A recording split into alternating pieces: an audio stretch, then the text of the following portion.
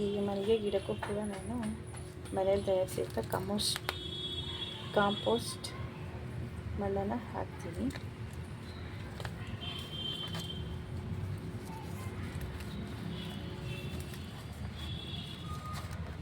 ಈ ಕಾಂಪೋಸ್ಟ್ ಮಣ್ಣನ್ನು ತಯಾರು ಮಾಡ್ಕೊಳ್ಳೋದು ತುಂಬಾ ಈಸಿ.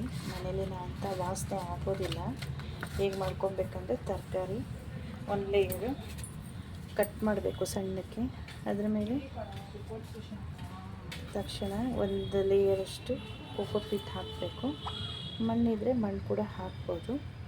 ಮಣ್ಣಿಲ್ಲ ಅಂದರೆ ಏನು ಮಾಡೋಕ್ಕಾಗಲ್ಲ, ಕೋಕೋಪೀಟ್ನ ಹಾಕ್ಕೊಬೇಕು. ಆಮೇಲೆ ಎಷ್ಟು ದಿನ ಆದಮೇಲೆ ಮತ್ತೆ ನೆಕ್ಸ್ಟ್ ವೀಕಲ್ಲಿ 1 ವೀಕ್ ತನಕ ತರಕಾರಿನ ತೆಗೆದಿಡಬೇಕು. ತೆಗೆದಿಟ್ಟಾದಮೇಲೆ ಆ ತರಕಾರಿನ ಒಂದು ಲೇಯರ್ ಮತ್ತೆ ಹಾಕಬೇಕು ಡಬ್ಬಕ್ಕೆ. ಆಮೇಲೆ ಕೋಕೋಪೀಟ್ನ ಹಾಕಬೇಕು. ಹೀಗೆ ಕುಸಿತಾ ಹೋಗುತ್ತೆ ತರಕಾರಿ ಕೊಳ್ಕೊಳ್ತಂಗೆ, ಕಾಂಪೋಸ್ಟು ಕುಸಿತಾ ಹೋಗುತ್ತೆ. ಕುಸಿದಂಗೆ ಅಲ್ಲಿ ಎರೆಹುಳಗಳು ಕಾಣಿಸುತ್ತೆ. ಎರೆಹುಳಗಳು ಹುಳ ಏನೇನೋ ಕಾಣಿಸುತ್ತೆ. ಹಂಗೆ ಅಂತ ಹೇಳ್ಬಿಟ್ಟು ಅದನ್ನು ಚೆಲ್ಲಕ್ಕೆ ಹೋಗ್ಬಿಡಿ. ಅವು ತುಂಬ ದಿನ ಇರೋಲ್ಲ, 2 ದಿನ 3 ದಿನಕ್ಕೋಸ್ಕರ ಕಾಣುತ್ತಷ್ಟೇ. ಆಮೇಲೆ ಅದಕ್ಕೆ ಏನೂ ಮಾಡೋಕ್ಕೆ ಹೋಗಬಾರ್ದು. ತನ್ನಷ್ಟಕ್ಕೆ ತಾನೇ ಸ್ವಲ್ಪ ನೀರು ಹಾಕ್ತಾ ಬಿಟ್ಬಿಟ್ರೆ ಮುಗೀತು. ಬೇಕಿದ್ರೆ ಎರೆಜಲ ಥರ ಬರುತ್ತೆ. ಒಂದು ಡಬ್ಬದಲ್ಲಿ ನೀರು ಔಟ್ಪುಟ್ ಆದರೆ ಅದೇ ಎರೆಜಲ. ಅದನ್ನು ಡೈರೆಕ್ಟಾಗಿ ಹಾಕಕ್ಕೆ ಬರೋಲ್ಲ. ಅದನ್ನು ಒಂದು ಕ್ಯಾನಲ್ಲಿ ಸಂಗ್ರಹಣ ಮಾಡಿಕೊಂಡು 1 ಲೀಟ್ರಿಗೆ 2 ಲೋಟದಷ್ಟು ಹಾಕ್ಕೊಂಡು, ಇಲ್ಲಾಂದರೆ 1 ಬಕೆಟಿಗೆ 1 ಲೋಟದಷ್ಟು ಹಾಕ್ಕೊಂಡು ಎಲ್ಲ ಗಿಡಗಳಿಗೆ ಹಾಕಿದರೆ ದಿನಾಲೂ ಪೋಷಣೆ ಸಿಗುತ್ತೆ. ಅದ್ರ ಜೊತೆಗೆ ಬೇಸಿಗೆಯಲ್ಲಿ ಹೇಗೆ ಮಾಡಬೇಕಂದ್ರೆ ಅಕ್ಕಿ ತೊಳೆದಿದ್ದ ನೀರು, ಬೆಲ್ಲ, 1 ತುಣುಕು ಬೆಲ್ಲಕ್ಕನ್ನು ಹಾಕಿ ಗಿಡಗಳೆಲ್ಲ ಹಾಕ್ತಾ ಬಂದರೆ ಬೇಸಿಗೆಯಲ್ಲೂ ಒಣಗ್ದಲೇ ಹಸಿರಾಗಿ ಚೆನ್ನಾಗಿರುತ್ತೆ ಗಿಡಗಳು. ಇದು ಇವತ್ತಿನ ಮಲ್ಲಿಗೆ ಗಿಡಕ್ಕೆ ಮಾಡಿರೋಂಥ ಟ್ರೀಟ್ಮೆಂಟು. ಮಲ್ಲಿಗೆಯಲ್ಲಿ ಕೆಲವೊಂದು ಎಲೆಗಳು ಒಣಗೋಗ್ತಾ ಇದೆ. ಪೋಷಕಾಂಶಗಳು ಕಮ್ಮಿ ಆದಾಗ ಗಿಡಗಳಲ್ಲಿ ಈ ರೀತಿ ಎಲೆ ಎಲ್ಲ ಸ್ವಲ್ಪ ಮುದುಡ್ದಂಗೆ ಕಾಣುತ್ತೆ. ಒಂದು 3ರಿಂದ 4 ದಿನ ಹೋಗಿದ ತಕ್ಷಣ ಮತ್ತೆ ಎಲೆಗಳಲ್ಲಿ ಹೊಸ ರೀತಿ ಜೀವ ತುಂಬ್ದಂಗೆ ಕಾಣುತ್ತೆ. ಯಾವುದೇ ರೀತಿ ಒಣಗಿದ ಹೂಗಳಾಗಲಿ ಎಲೆಗಳಾಗಲಿ ಬಿಡಬಾರ್ದು. ಅವುಗಳನ್ನು ಕೂಡ ಕಿತ್ತಿ ಕಟಿಂಗ್ ಮಾಡಿಬಿಟ್ಟು ಮತ್ತು ಕಟಿಂಗ್ ಆಗಿದ್ದ ಜಾಗದಲ್ಲಿ 2 ಕವಲುಗಳು ಹೊಡ್ಕೊಂಡು ನಮಗೆ ಹೂವಿನ ಪಾತ್ರೆ ಕಾಣೋಕ್ಕೆ ಶುರು ಆಗುತ್ತೆ. ಆವಾಗ ನಾವೇನು ಮಾಡಬೇಕಂದ್ರೆ ಆ ಹೂಗಳ ಮಧ್ಯೆ ಏನಾದರೂ ರೋಗ ಬಂದಿದೆ, ಎಲೆಗಳಿದೆಯಾ ಏನೆಲ್ಲ ಚೆಕ್ ಮಾಡಬೇಕು. ಚೆಕ್ ಮಾಡಿ ಅದನ್ನು ಕಿತ್ತಿ ಬೇರೆ ಜೊತೆ ಬಿಸಾಡಬೇಕು. ಅದರಿಂದ ದೂರ ಇಡಬೇಕು ಅಂತ ಎಲೆಗಳನ್ನು. ಹೀಗೆ ಮಲ್ಲಿಗೆ ಮೊಗ್ಗಿನ ಗಿಡಕ್ಕೆ ಹೆಚ್ಚಿನದಾಗಿ ಏನು ಆ ರೀತಿ ಆರೈಕೆ ಇಲ್ಲ ಅಂದರೂ ಪ್ರತಿನಿತ್ಯ ಅವು ಎಲೆಗಳು ಅದು ಆರೋಗ್ಯನ ತೋರಿಸ್ತಾ ಇರುತ್ತೆ. ಮಲಗಿ ಅಥವಾ ಎಲೆಗಳು ಮುಗಿದ್ಕೊಂಡ್ರೆ ಅದಕ್ಕೆ ಪೋಷಕಾಂಶ ಕಮ್ಮಿಯಾಗಿದೆ ಅನ್ನೋ ಅಂಶ ಕಾಣುತ್ತೆ. ಯಾಕಂದರೆ ಪಾಟಲ್ಲಿರೋಂಥ ಸತ್ವ ಮಾತ್ರ ಎಳ್ಕೊಳುತ್ತೆ ವಿನಃ ಭೂಮಿಯಿಂದ ಸತ್ವನ ಎಳ್ಕೊಳಕ್ಕಾಗಲ್ಲ. ಅದಕ್ಕೆ ಪ್ರತಿದಿನ ನಾವು ಎಲೆಗಳನ್ನು ಚೆಕ್ ಮಾಡಬೇಕಾಗತ್ತೆ. ನೋಡಿ, ಈ ರೀತಿ ಇದಕ್ಕೆ ಹೆಚ್ಚಿನ ಪೋಷಕಾಂಶದ ಕೊರತೆಯಿಂದ ಎಲೆ ಈ ರೀತಿ ಆಗಿದೆ. ಇನ್ನು ಸ್ವಲ್ಪ ದಿನ ಹೋದರೆ, 2ರಿಂದ 3 ದಿನ ಹೋದರೆ ಈ ಎಲೆಗಳಲ್ಲಿ ಮತ್ತೆ ಹೊಸ ಜೀವ ಬಂದಿರುತ್ತೆ, ಚೆನ್ನಾಗಿರುತ್ತೆ. ಈ ರೀತಿ 3 ತಿಂಗಳಿಗೊಮ್ಮೆ ಮಾಡಿದರೆ ಸಾಕು. ಈ ಮಳೆ ಆಗೋಕ್ಕಿಂತ ಮುಂಚೆನೇ ಮಾಡಿದರೆ ಸಾಕು. ಹೂ ಬಿಡೋಕ್ಕಿಂತ ಆರೋಗ್ಯವಾಗಿ ಚೆನ್ನಾಗಿರುತ್ತೆ. ಇದು ಫ್ರೆಂಡ್ಸ್ ಮಂಗಳೂರು ಮಲ್ಲಿಗೆ ಗಿಡ. ಇದು ಸಾಕಷ್ಟು ಈ ವರ್ಷ ಹೂ ಬಿಡ್ತು. ತುಂಬ ಮೊಗ್ಗು ಹೂವು ಈಗಲೂ ಕೂಡ ಇದೆ. ಇದು ನಾನು 4ನೇ ಬಾರಿ ಇಷ್ಟು ಹೂ ನಾನು ಯಾವ ವರ್ಷವೂ ತೊಗೊಂಡಿರಲಿಲ್ಲ. ಈ ಮಂಗಳೂರು ಮಲ್ಲಿಗೆ ಗಿಡ ಬೆಳೆಸೋದಕ್ಕೆ ಪ್ರೇರಣೆಯಾಗಿದ್ದು ನನಗೆ ಮಂಗಳೂರಲ್ಲಿ ಸಾಕುವಂಥ ಮಂಗಳೂರು ರೀಜನ್ ಸುತ್ತಮುತ್ತ ಮಲ್ಲಿಗೆ ಕೃಷಿಯನ್ನು ಟೆರಾಸಲ್ಲೇ ಮಾಡ್ತಾರೆ ಲೇಡೀಸ್. ಅವರಿಂದ ನಾನು ಕೆಲವೊಂದು ಇನ್ಫಾರ್ಮೇಷನ್ನ ಯೂಟ್ಯೂಬಲ್ಲಿ ನೋಡ್ತಾ ಇದ್ದೆ. ಅವರು ನೇರವಾಗಿ ಕೆಲವೊಂದು ಮೈಕ್ರೋ ನ್ಯೂಟ್ರಿಯನ್ಸ್ ಇರುವಂಥ ಲಿಕ್ವಿಡ್ಗಳನ್ನು ಸಜೆಸ್ಟ್ ಮಾಡ್ತಾಯಿದ್ರು. ಅವುಗಳು ನಮಗಿಲ್ಲ, ಅವೈಲೇಬಲ್ ಇಲ್ಲ ಬೆಂಗಳೂರಲ್ಲಿ. ಆನ್ಲೈನಲ್ಲಿ ಕೂಡ ಕೆಲವು ಸಿಕ್ಕಿದ್ರೆ ಕೆಲವು ಸಿಗೋಲ್ಲ. ಆಮೇಲೆ ಈ ರೀತಿ ಮಾಡೋದಕ್ಕೆ ಇನ್ನೊಬ್ಬರು ಹೇಳಿದ್ದು ವಿಡಿಯೋ ನೋಡಿಬಿಟ್ಟು ನನಗೂ ಕೂಡ ನಮ್ಮ ಮನೆಯಲ್ಲೂ ಕೂಡ ಮಲ್ಲಿಗೆ ಗಿಡನ ಸಾಕ್ಬೋದು ಅನ್ನೋಂಥ ಒಂದು ಪರಿಕಲ್ಪನೆ ಬಂತು. ನೋಡಿ ಫ್ರೆಂಡ್ಸ್, ಈ ಮಧ್ಯೆಯಲ್ಲಿ ನನ್ನ ಮನೆಯಲ್ಲಿ ಬೆಳೆಯುವಂಥ ಕನಕಾಂಬರದ ಗಿಡದ ಸಸಿ, ಅದು ಬೀಜ ಎಗ್ರಿ ಕನಕಾಂಬರದ ಸಸಿಯಾಗಿದೆ. ನಾನು ಇದನ್ನು ಬಿಸಾಡಲ್ಲ, ಮತ್ತೆ ಒಂದು ಹೊಸ ಪಾಟಲ್ಲಿ ಹಾಕ್ತೀನಿ, ಪಕ್ಕಕ್ಕೆ ಎತ್ತಿಟ್ಕೊತೀನಿ.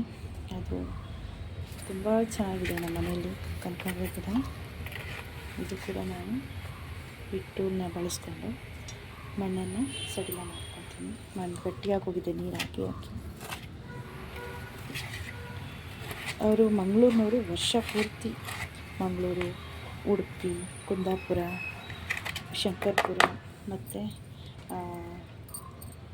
ಕಟೀಲು ದುರ್ಗಾ ಪರಮೇಶ್ವರಿ, ಕೊಲ್ಲೂರು, ಈ ಕಡೆ ಎಲ್ಲ ನನಗೆ ಹೆಚ್ಚಿನ ರೀತಿಯಲ್ಲಿ ಆ ಮಲ್ಲಿಗೆ ಮೊಗ್ಗು ಕಾಣ್ತೀವಿ. ತುಂಬ ಬೆಲೆ ಅದಕ್ಕೆ, ಅಷ್ಟೇ ಕಷ್ಟಪಡ್ತಾರೆ ಅಲ್ಲಿನ ಜನ. ಹಗಲು ರಾತ್ರಿ ಆ ಹೂವಿನ ಆರೈಕೆ ಅಂತೂ ತುಂಬ ಚೆನ್ನಾಗಿ ಮಾಡ್ತಾರೆ. ಆದ್ದರಿಂದ ಅವರಿಗೆ ತಿಂಗಳಿಗೆ ಸರಿಸುಮಾರು ಏನಂದ್ರೂ ಹೊರಗಡೆ ಹೋಗಿ ದುಡಿಯೋಕ್ಕೆ ಮಲ್ಲಿಗೆ ಬಳ್ಳಿ ಆರೈಕೆ ಮಾಡಿ ದುಡಿಮೆನ ಮಾಡೋದು ನೋಡಿದ್ರೆ ಖುಷಿ ಆಗುತ್ತೆ. ತುಂಬ ಚೆನ್ನಾಗಿ ಮಾಡ್ತಾರೆ. ಒಬ್ಬೊಬ್ಬರು ಕಮ್ಮಿ ಅಂದ್ರೂ 60-70 ಗಿಡಗಳನ್ನು ಸಾಕಿದ್ದಾರೆ.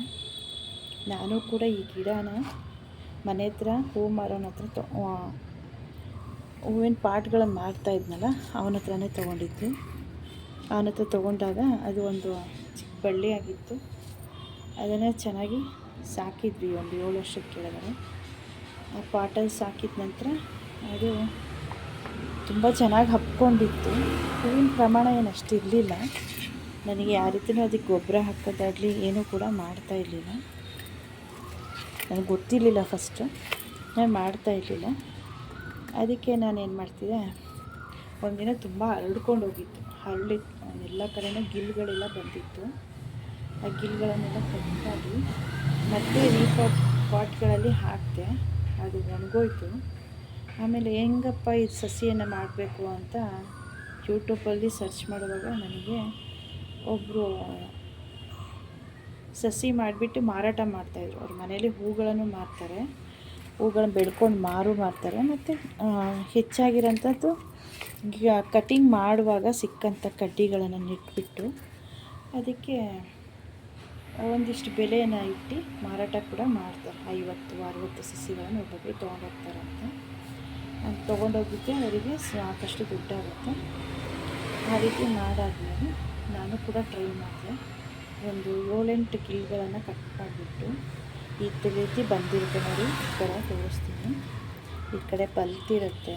ಇದು ಕೂಡ ಕಟ್ ಮಾಡಿದರೆ ಚಿಗುರು ಅಂತ ಒಂದು ಬೇರು ಬಿಡುವಂಥ ಜಾಗ. ಆಮೇಲೆ ಇಲ್ಲಿ ಉದ್ದಕ್ಕೆ ಹಾಕಿದೆ ಕಿಲ್ಲು. ಇಲ್ಲಿ ನೋಡಿ, ಈ ಸಸಿಯಿಂದ ಹೊರಟು ಕುಡಿದ್ರಿಂದ ಮೇಲ್ ತನಕ ಕಿಲ್ಲು ಚೆನ್ನಾಗಿ ಬಂದಿದೆ,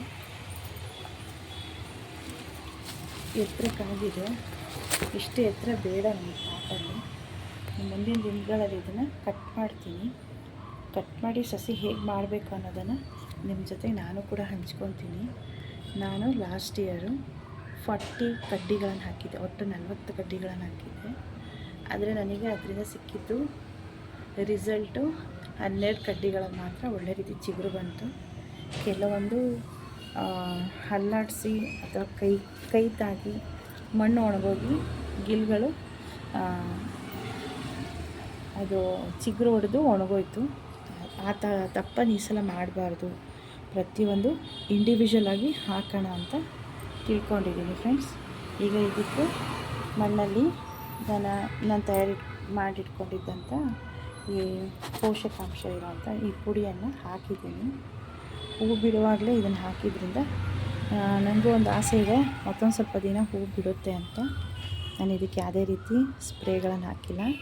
NPK ಹಾಕ್ರಿ ಅಂತ ಅಂದರು, ನಾನು ಅವೆಲ್ಲ ಏನೂ ಹಾಕಿಲ್ಲ. 90-90-90, 20-20-20 ಈ ಥರ ಎಲ್ಲ ಸಿಗುತ್ತೆ NPKಯಲ್ಲಿ ಹೂವು ಮತ್ತು ಹಣ್ಣುಗಳಿಗೆ ಸ್ಪ್ರೇಗಳು. ಅಂದರೆ ನನಗೆ ಆ ಥರ ತರಿಸ್ಕೊಂಡೆ, ಬಟ್ ಸ್ಪ್ರೇ ಮಾಡೋಕ್ಕೆ ಇಷ್ಟ ಆಗಲಿಲ್ಲ. ಎಷ್ಟಿದ್ರೂ ನಾವು ನ್ಯಾಚುರಲಾಗಿ ಬೆಳೆದ್ರೇ ಅದಕ್ಕೆ ಒಳ್ಳೆ ಘಮ ಸಿಗುತ್ತೆ, ಮತ್ತು ಡ್ಯೂರೇಷನ್ ಜಾಸ್ತಿ ಸಿಗುತ್ತೆ. ಹೂವು ಕಿತ್ತಿಟ್ರೂ ಒಂದು 3-4 ದಿನ ಫ್ರಿಜ್ಜಲ್ಲಿ ತುಂಬ ಚೆನ್ನಾಗಿರುತ್ತೆ. ಹಾಗಾಗಿ ನಾನು ಕಾಂಪೋಸ್ಟ್ ಗೊಬ್ಬರಕ್ಕೆ ಇಂಪಾರ್ಟೆನ್ಸನ್ನು ಕೊಟ್ಟಿದ್ದೀನಿ ಫ್ರೆಂಡ್ಸ್.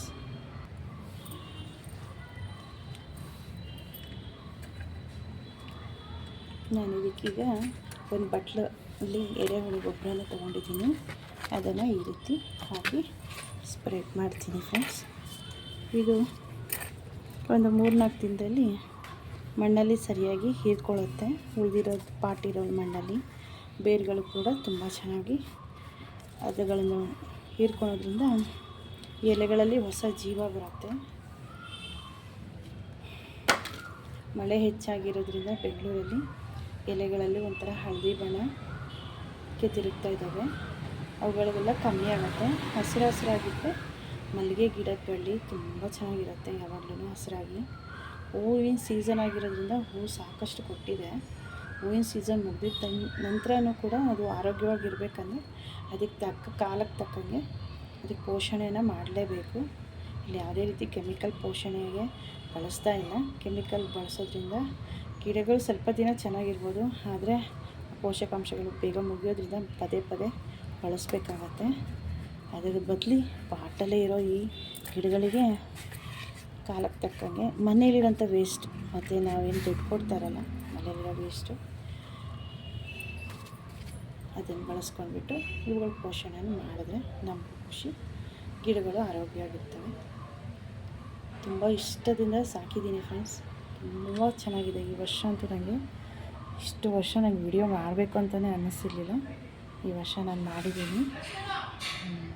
ನಿಮ್ಗೆ ಇಷ್ಟ ಆದರೆ ಲೈಕ್ ಮಾಡಿ, ಇಲ್ಲ ಇಷ್ಟ ಆಗಿಲ್ಲ ಅಂದರೆ ಡಿಸ್ಲೈಕ್ ಮಾಡಿ. ಟೆರಸ್ ಗಾರ್ಡನಲ್ಲೂ ಕೂಡ ನಾವು ನಮ್ಗೆ ಇಷ್ಟ ಆಗಿರೋಂಥ ಬೆಳೆಗಳನ್ನು ಎಲ್ಲನೂ ಬೆಳೆಯೋಕ್ಕಾಗೋದಿಲ್ಲ. ನಮ್ಗೆ ತುಂಬ ಉಪಯೋಗ ಆಗೋವಂಥದ್ದು ಹೂವಿನ ಗಿಡ, ತರಕಾರಿ ಗಿಡಗಳನ್ನ ನಾವು ಬೆಳೆಸ್ಕೊಂಡ್ರೂ ಸಾಕು. Thank you friends.